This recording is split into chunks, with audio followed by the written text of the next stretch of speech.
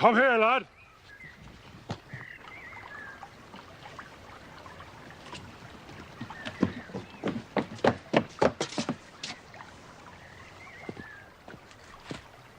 What are you doing on my property? Come to claim back what's rightfully mine, sir. That thieving young rascal made off with some horseshoes and a bag of nails from my smithy.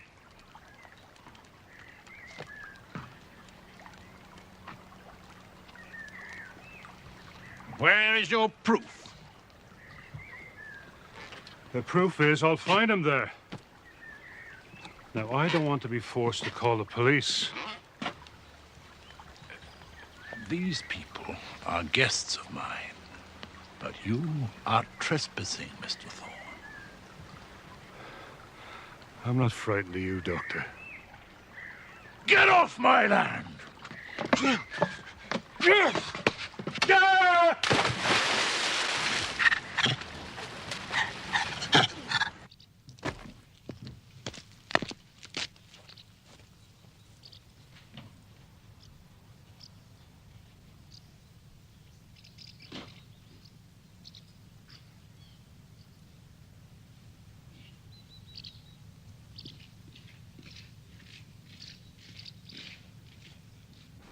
Please come back soon.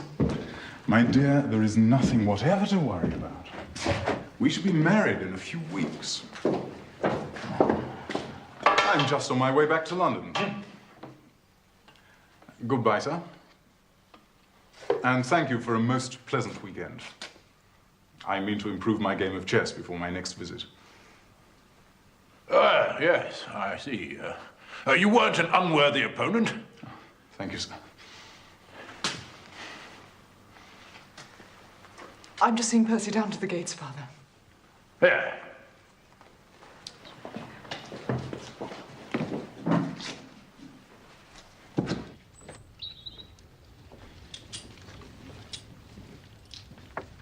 Drive on and wait for me by the gate, would you? Walk on.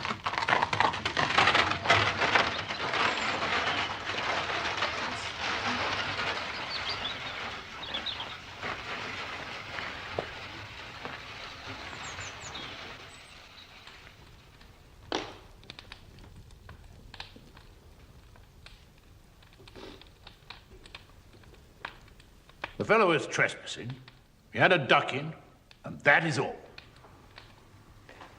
Father, I cannot believe that Thorne would deliberately... Damn it, woman! Are you part of the conspiracy against me, too? No, Father. I live here.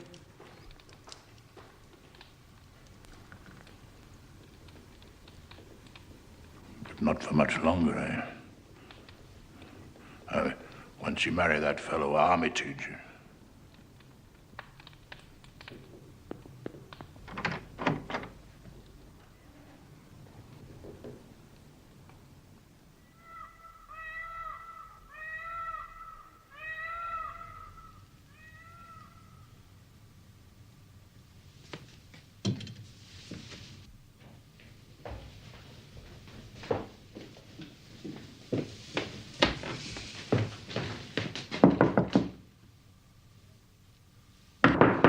Yes, what is it?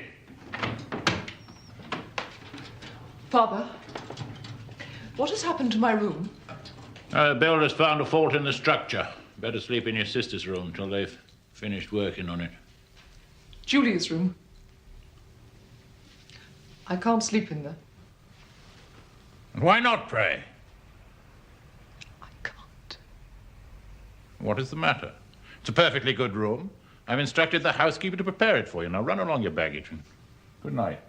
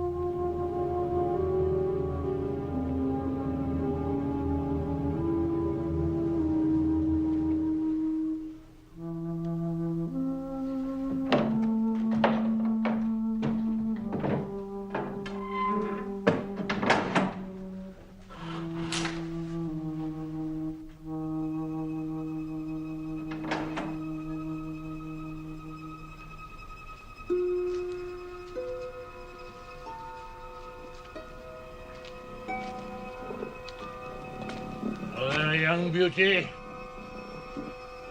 Tonight. Tonight, maybe.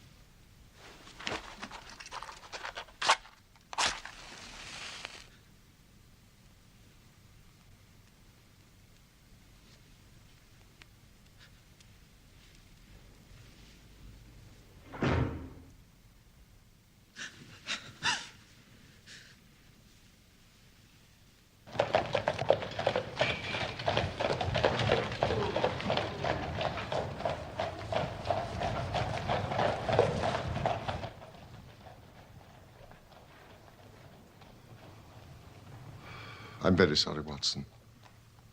But it seems to be the common lot this morning. What? Mrs. Hudson has been roused.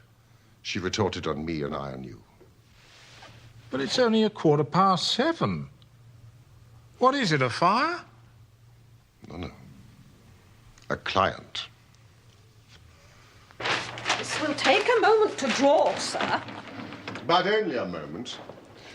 Mrs. Hudson is a mistress of the art of firelighting. This is my intimate friend and associate, Dr. Watson, before whom you may speak as freely as before myself. How do you do? Mrs. Hudson, do you think you could bring this young lady a hot cup of coffee? For I observe you are shivering. It is not cold which makes me shiver. What then? It is fear, Mr. Holmes. It is terror. No, you must not fear. We shall set matters right, have no doubt.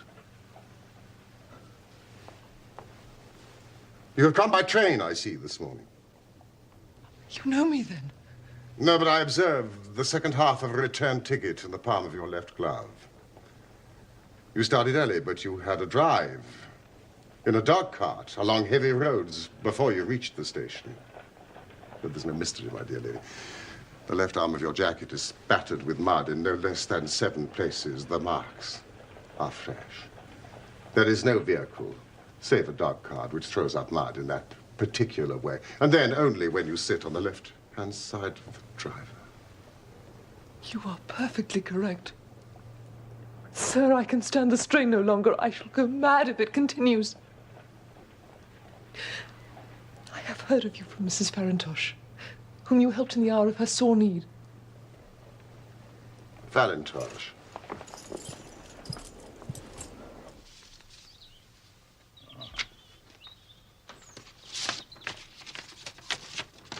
My dear Helen, it is difficult for me to advise you since you present so few facts, but I know you to be a sensible girl not prone to hysterics. As one of your poor dear mother's oldest friends, I can only suggest that if your fears persist, you should contact Mr. Sherlock Holmes at 221B Baker Street. Farintosh, oh yes, I do remember the case. It concerned an opal tiara. I think it was before your time, Watson.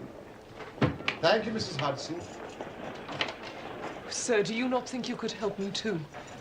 At present it is out of my power to reward you, but in a few weeks I shall be married with control of my own income. I shall be happy to devote the same care to your case as to that of your friend. As for reward, my profession is its own reward. But you are at liberty to defray whatever expenses I may be put to at the time which suits you best. And now, I beg you, lay everything before us which may help us form an opinion upon this matter. My name is Helen Stoner. I live with my stepfather, Dr. Grimsby Roylott, who is the last survivor of one of the oldest Saxon families in England. The Roylotts of Stoke Moran, the name is familiar to me. He is a doctor by profession, a skilled one. For some years he had a large and flourishing practice in India, in Calcutta. Dr. Watson. has also practiced medicine in India. Yes. Attached to the 5th Northumberland Fusiliers. And pray continue, Miss Stoner. In Calcutta, he married my mother. She was the young widow of Major General Stoner of the Bengal Artillery. I was only 2 at the time of Mother's remarriage, and my sister, Julia, was 5 years older.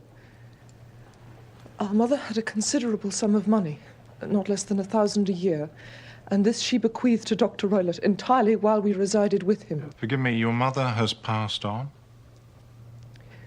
Shortly after our return to England, she was killed in a railway accident near Crewe. My stepfather then abandoned his attempts to establish himself in practice in London and took us to live in his ancestral home at Stoke Moran. But the money your mother left you was enough for all your wants, so that was no obstacle to your happiness. A terrible change came over my stepfather. Instead of making friends and exchanging visits with our neighbours, who at first were overjoyed to see a Roylott back in the family seat, he shut himself up in the house and indulged in ferocious quarrels. At times it was, and still is, hard to keep him out of the police courts. He's become the terror of the village. Does he permit any visitors? None. Save my fiancée and some wandering gypsies. Gypsies? Vagabonds, whom he has given leave to encamp on his land. Sometimes he goes away with them for days at a time. You can imagine from what I'm saying that my poor sister Julia and I had no great pleasure in our lives.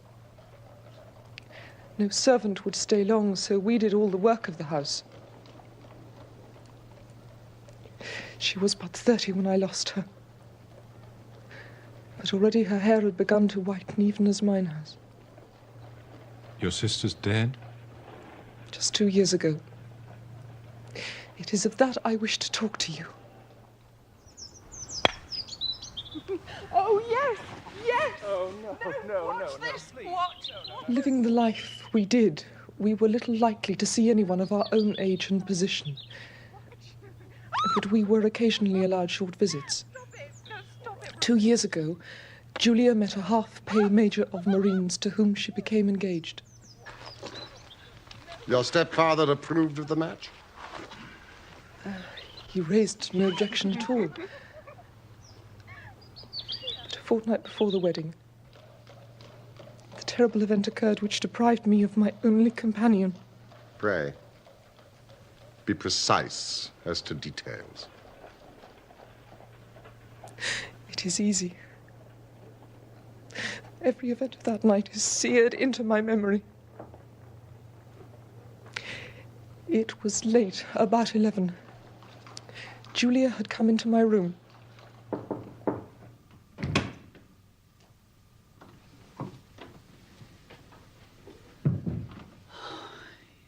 Smoking those awful cigars again. Perhaps you should have this room until the wedding.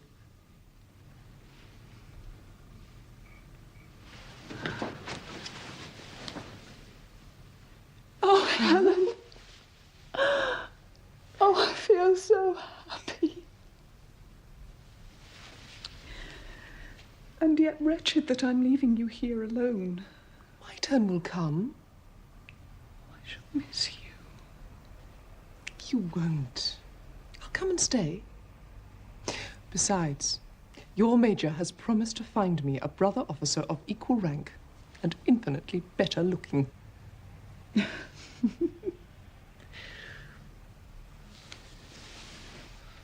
darling, what is the matter? Helen, have you ever heard anyone whistle in the dead of night? I suppose you couldn't possibly whistle yourself in your sleep. Certainly not. Why? The last few nights, always about 3 in the morning, I've been woken by a low, clear whistle. I can't tell where it's coming from. I thought you might have heard it. I sleep more heavily than you. It was probably those wretched gypsies.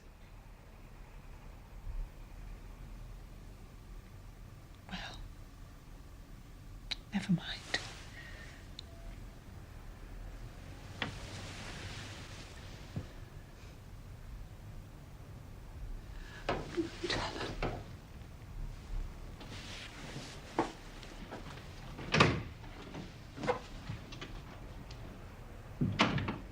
Was it your custom always to lock yourself in at night? Always. My stepfather has a passion for Indian animals. A leopard and a baboon wander freely over the grounds. Julia and I had no feelings of security unless our doors and windows were locked. I couldn't sleep. I had a vague feeling of misfortune.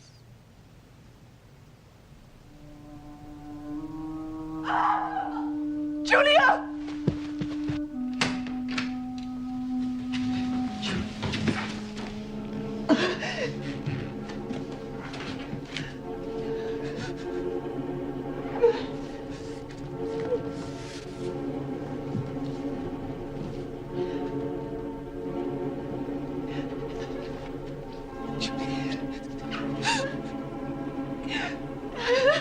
Please help me.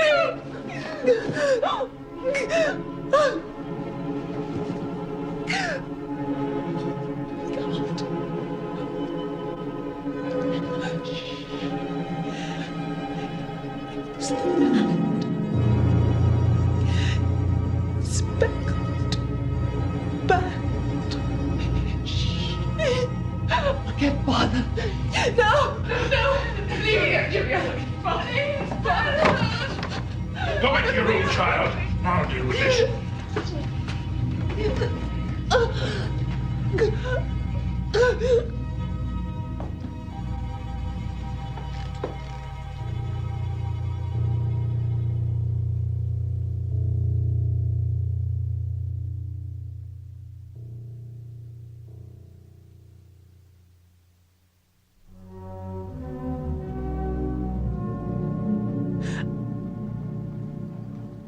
I am sorry, gentlemen.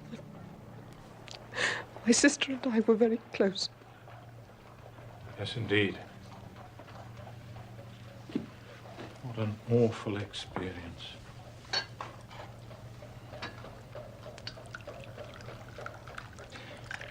And you've no idea what might have caused... This whistle and a metallic sound, you can swear to it?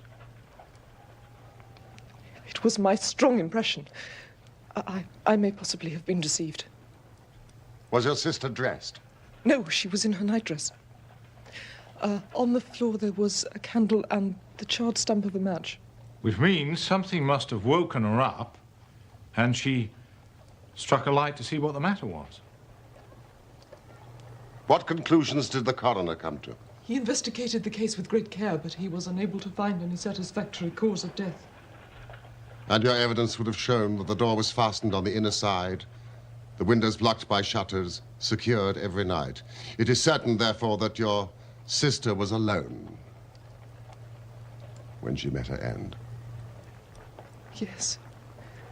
Besides, there were no marks of violence upon her. What about poison? Doctors examined her for it without success. What do you think this unfortunate lady died of, then? It's my belief that she died of pure fear and nervous shock. Though what it was which frightened her, I cannot imagine. What do you gather from the allusion to a band, a speckled band? Delirium. Or some band of people. The gypsies at the plantation, the spotted handkerchiefs they wear around their necks. These are very deep waters. What happened after your sister's death? My life was lonelier than ever. Until a month ago, when a dear friend of mine, whom I've known for many years, did me the honor to ask for my hand in marriage.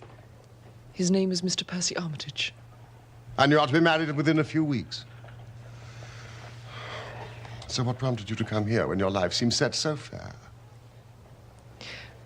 Yesterday, some repairs were started and my bedroom wall was pierced, so that last night I was forced to move into the chamber in which Julia died, to sleep in the very bed in which she slept. Imagine my terror when I was awoken by the same low whistle which had been the herald of her own death. You lit a lamp. Yes, but nothing was to be seen. I was too shaken to sleep. I dressed and slipped out of the house. I got a dog cart at the Crown Inn and came to London with the one object of asking your advice. You did wisely.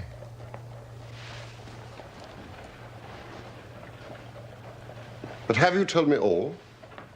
Yes. You have not, Miss Stoner. You are shielding your stepfather. He is a hard man, but he's still the only father I have known. I'd say it was time for some breakfast. But there are 1,000 details I desire to know before I decide on a course of action. If we were to come to Stoke Moran today, could we see over these rooms without the knowledge of your stepfather? As it happens, he spoke of coming to town today on some business. And the workmen? I have seen none.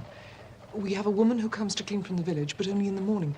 There should be nothing to disturb you. Excellent, Watson. You're not averse to this trip. By no means. Then we will be with you in the early afternoon. I shall be there for your arrival. You'll stay for some breakfast, surely. Thank you, no.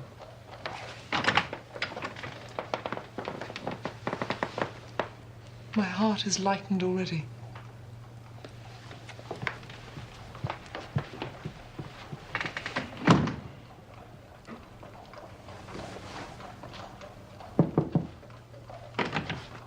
Ah, Mrs. Hudson. Thank you. But when you combine the ideas of whistles at night, the presence of a band of gypsies on intimate terms with the doctor, the dying allusion to a speckled band, well, there's good ground to believe that the mystery may be cleared along those lines.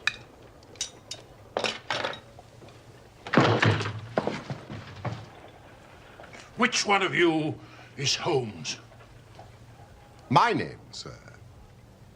But you have the advantage of me.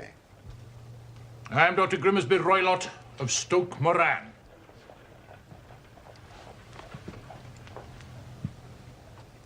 Indeed, Doctor. Please, take a seat. I shall do nothing of the kind.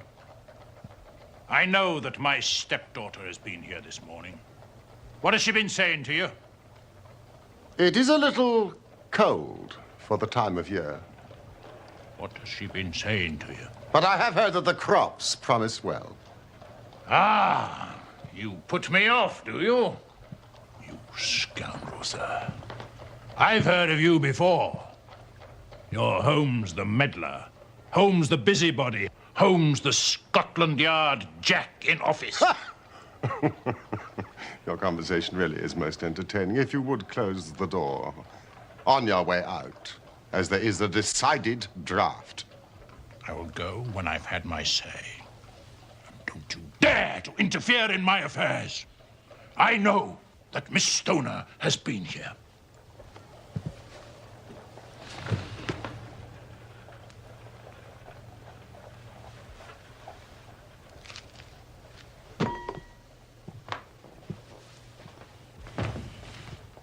I am a dangerous man to fall foul of.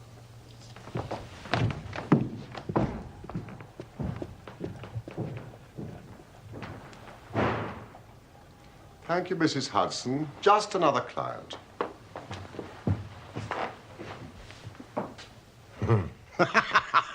What a very amiable person.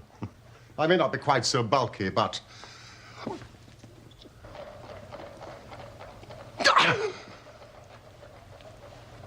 Fancy his having the insolence to confound me with the official detective force. This incident gives zest to our investigation. I only hope our friend won't suffer from her imprudence in allowing that brute to trace her here. One thought keeps nagging at me, Watson. Roylott's professional life in India. if it was so successful, why would he exchange it for a life of aristocratic penury? My friend Holmes would know. Holmes was in Calcutta around that time. Find your friend Holmes and see what you can get from him.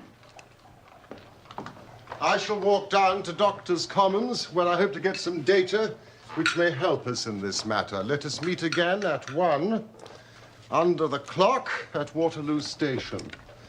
That is, if you've finished your breakfast by then. Oh, and your revolver. I would be obliged if you would slip it into your pocket. Neely number 2 is an excellent argument against gentlemen who can twist steel pokers into knots. That and your toothbrush are, I think, all we need. I've seen the will of the deceased wife. Her annual income at the time of her death was a little short of £1,100. But due to the fall in agricultural prices, it is now no more than £750.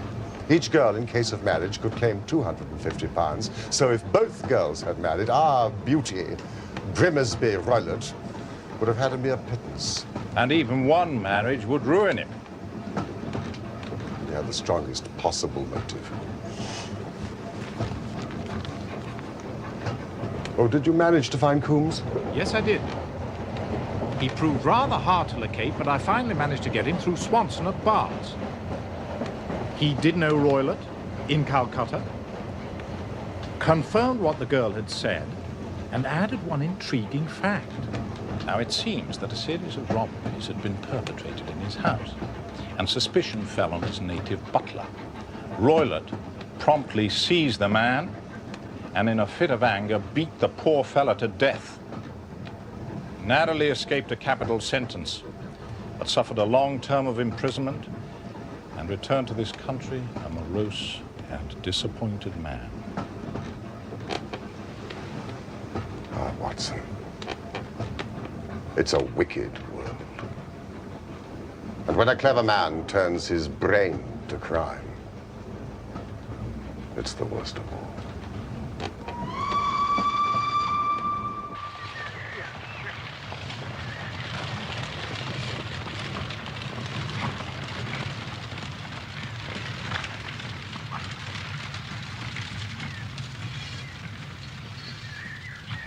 On holiday, are you, gentlemen? No, we're architects. Taking a look at some of the local houses. Ah, that's why you wanted Stoke Moran. I didn't think it was for social reasons. You'll be doing business with Dr. Roylott, then? Yes, I believe that was the name. If you don't mind a word of warning, you want to take care with him, sir. There are some round these parts say he's not right in the head. Really? Only yesterday, Mr. Thorne of the blacksmiths had a most nasty experience with the doctor because of those thieving gypsies who were camped in the grounds. Oh, yes, we've heard about the gypsies and the leopard. The story goes the doctor threw Mr. Thorne in the stream in a fit of uncontrollable temper. And old Thorne, he's not a small man. Good Lord. Is he bringing a charge of assault? He were going to. But Miss Stoner, the doctor's young stepdaughter, paid him some of her own money to keep it quiet. Well, that's what I heard. Well, I never. Do you hear that, Holmes? The more I see and hear of that young lady, the more my admiration increases. Young woman of commendable spirit. You can pull up here, driver. Who do you mean, dear fellow? Well, Miss Stoner, of course. Most admirable. Ah, Miss Stoner. We're doing where we went yesterday.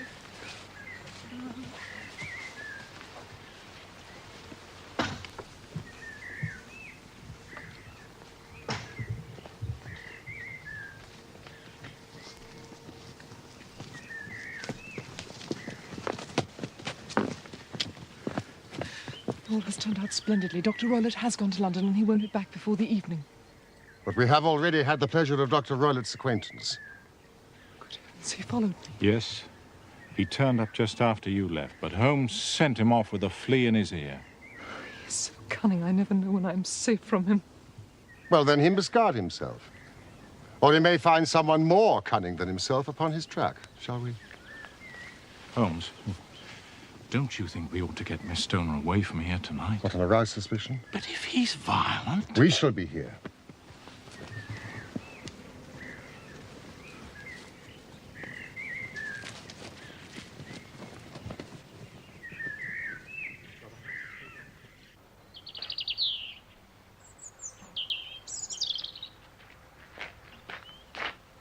So, this is Dr. Royle's room. This formerly your sister's. And this your room? Yes, but I'm now sleeping in this one. Ah, pending the alterations. Miss Stoner, may I ask something? That's unusual, isn't it? Bedrooms on the ground floor? The bedrooms were moved downstairs when so much of the house fell into decay. Oh, yes, of course. How sad.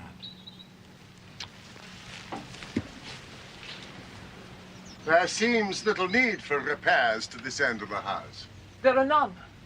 I believe it was an excuse to move me from my room.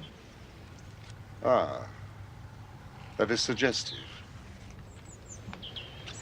Now, Miss Stoner, would you be so kind as to go into the room in which you are now sleeping and bolt the shutters?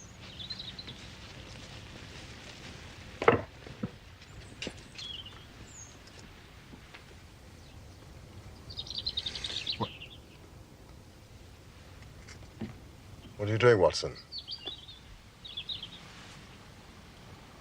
Well, I'm using your methods, Holmes, seeing whether the ground has been disturbed. What have you come up with? Your footprints, I believe.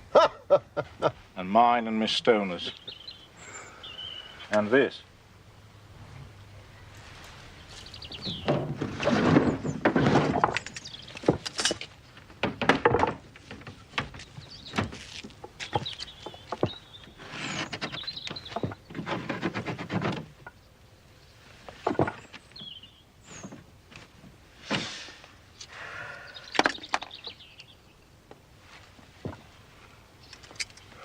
No one could pass these if they were bolted.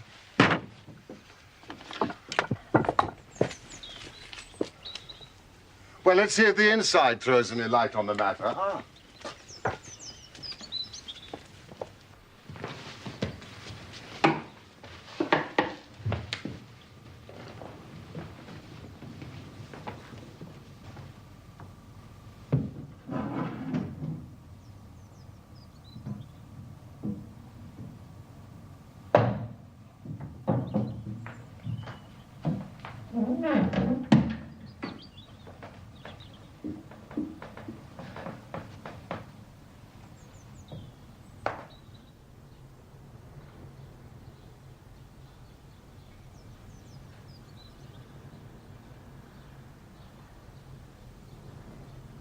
Where does that bell communicate with? It goes to the housekeeper's room. It looks newer than the other things. Yes, it was only put there a couple of years ago. Ah, your sister asked for it. I never heard of her using it. We used to get what we wanted for ourselves. Indeed. You will excuse me while I satisfy myself as to this floor.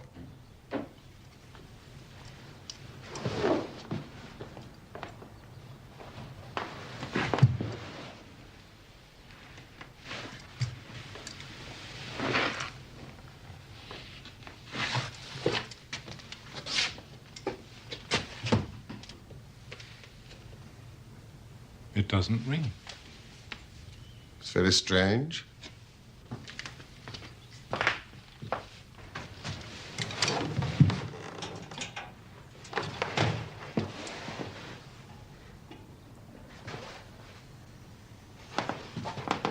A ventilator into another room. You mean when it might have communicated with the outside air? That is also quite modern. Indeed. Miss Stoner, with your permission, we will now carry our research to Dr. Royle's chamber.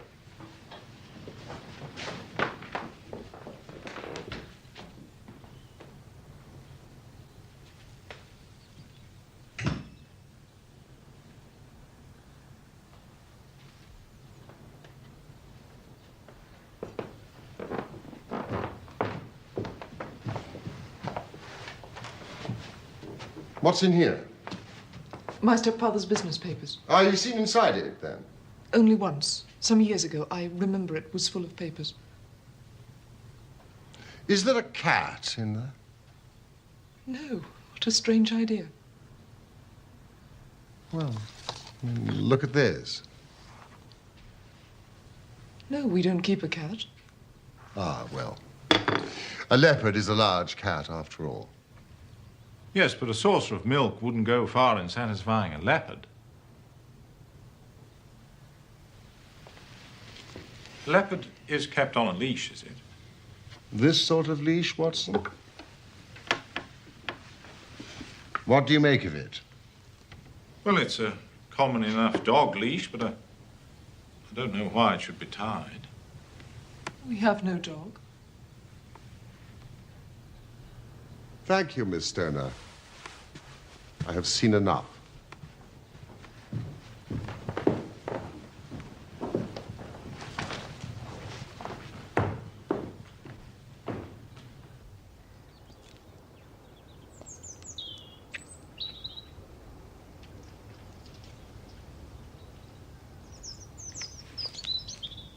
I was going to ask if you'd like some tea.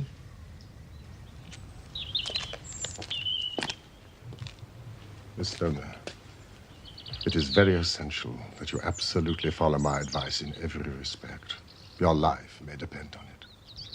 I assure you that I'm in your hands. Now, in the first place, on the way here, we passed a small cottage. The shell house? Would the windows of your sister's room be visible from there? Yes. You are sure? Yes. Then we shall make it our base. Some refreshment. Oh, we shall have dined, shan't we, Holmes? Is there a village inn? The Crown. Oh, good. Thank you all the same. Now, Miss Stoner, when your stepfather returns, you must confine yourself in your room on pretense of a headache. Then, when you hear your stepfather retire for the night, you must go to the windows, undo the hasp, open the shutters, and leave your lamp on the windowsill as a signal to us. Then withdraw with anything you may want for the night to your old room. I've no doubt that in spite of the repairs, you could manage there for one night. Oh, yes, of course. And now we must leave. If Dr. Roylott should return and find us here, our journey would be in vain. I believe, Mr. Holmes, that you've already made up your mind. For pity's sake, tell me the cause of my sister's death. Be brave. If you do as I have told you, rest assured we shall soon drive away the dangers that threaten you.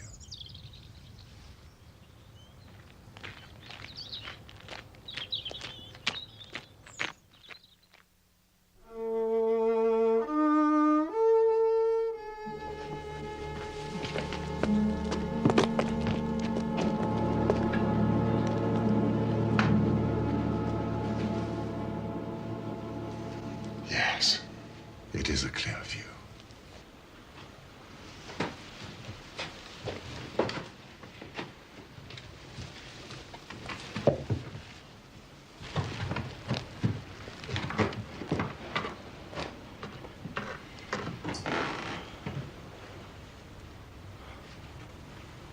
You expecting this to take all night, Holmes?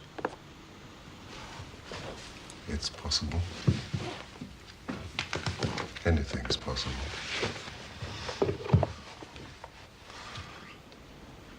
When a doctor goes wrong, he's the first of criminals.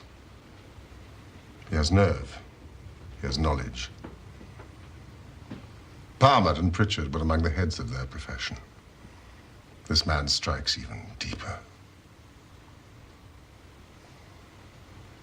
I really have some scruples taking you tonight. There's a distinct element of danger.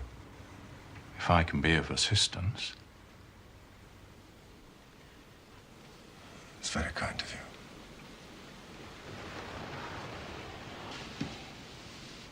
you.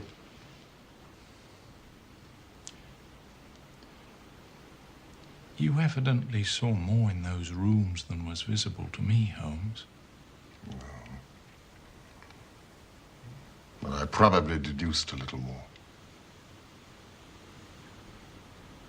Do you remember Miss Stoner said that her sister could smell Dr. Roylett's cigar? Well?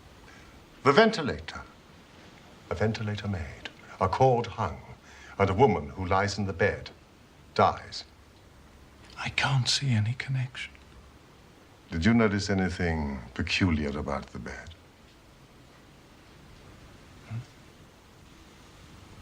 It was clamped to the floor. Could not be moved. Had to remain in the same relative position to the ventilator and the rope, for so we may call it, since it was clearly never made for a bell pull.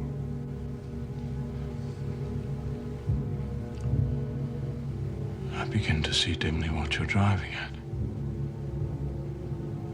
We're only just in time to prevent some subtle and horrible crime.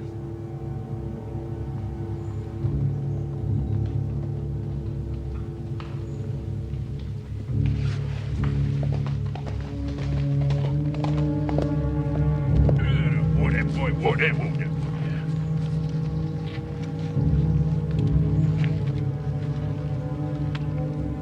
Have a look at that.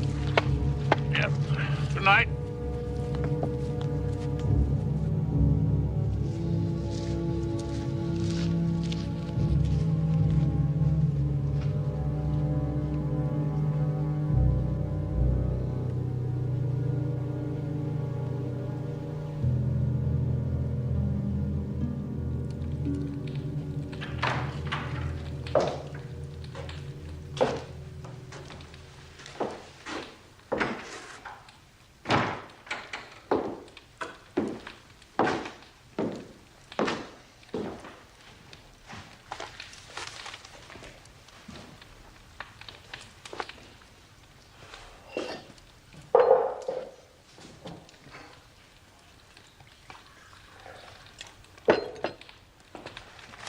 Did you have a good day?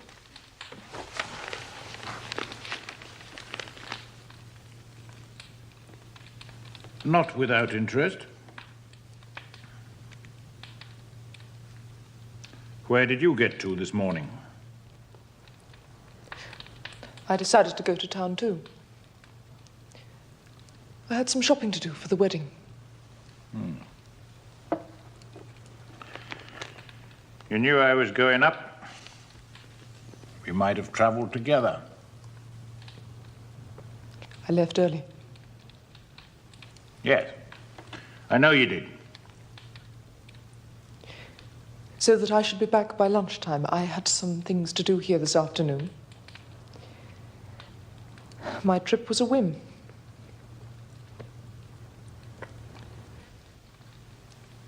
You always were a good little liar.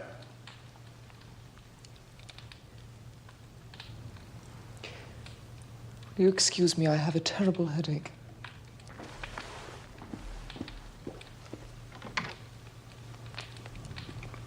Holmes the meddler. Holmes the busybody. Holmes the Scotland Yard Jack in office.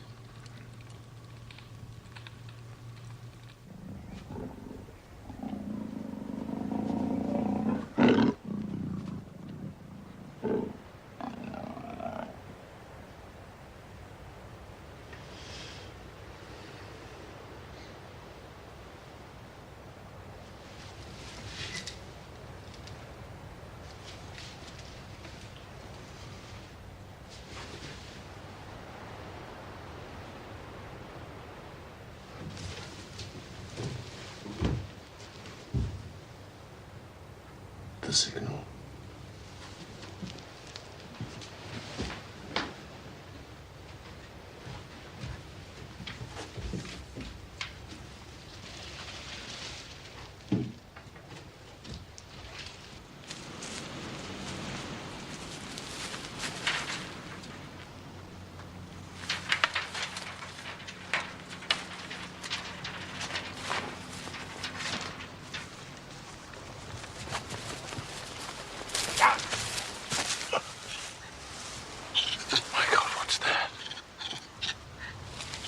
It's the baboon. This is a nice household.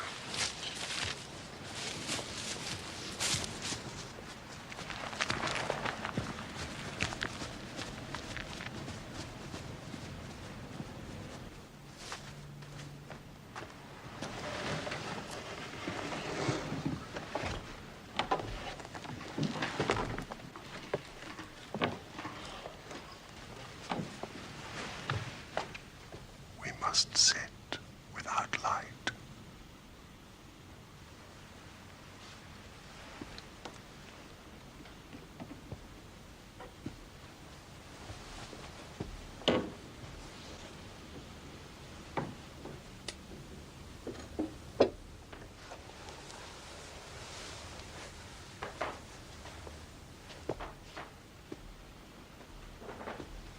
Do not fall asleep.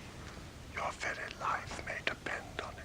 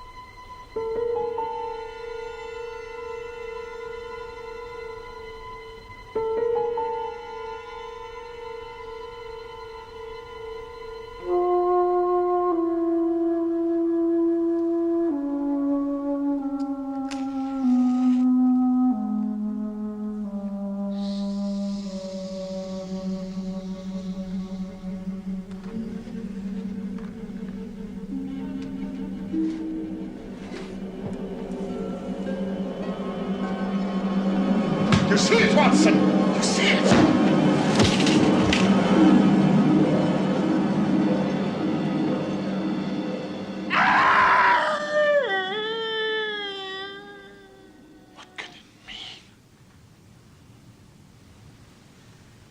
It means that it's over. And perhaps for the best. Cobb Watson, bring your pistol.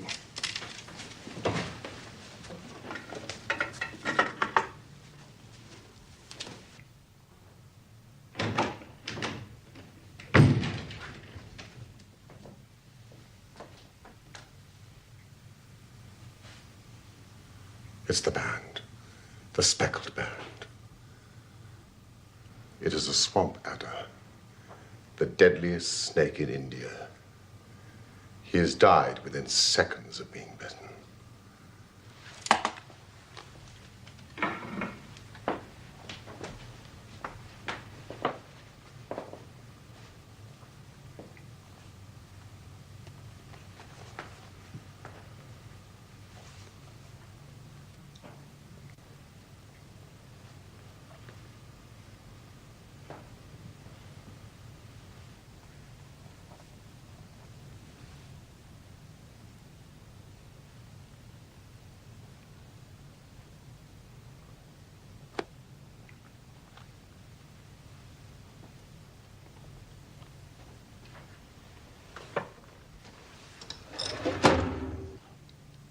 Violence does, in truth, recoil upon the violent.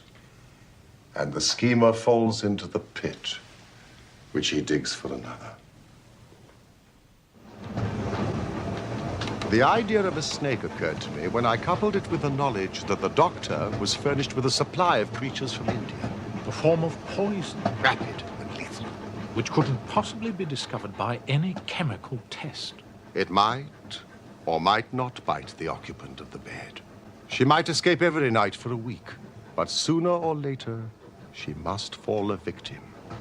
Oh, my poor Julia.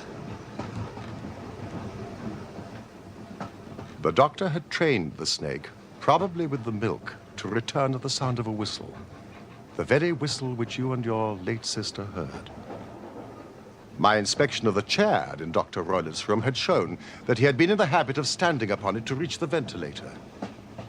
Last night, when I attacked the snake and drove it back through the ventilator, I roused its snakish temper, causing it to turn upon the next person that it saw. Dr. Grimmersby Roylott. So you, Holmes, were indirectly responsible for his death. I cannot say that it is likely to weigh very heavily on my conscience.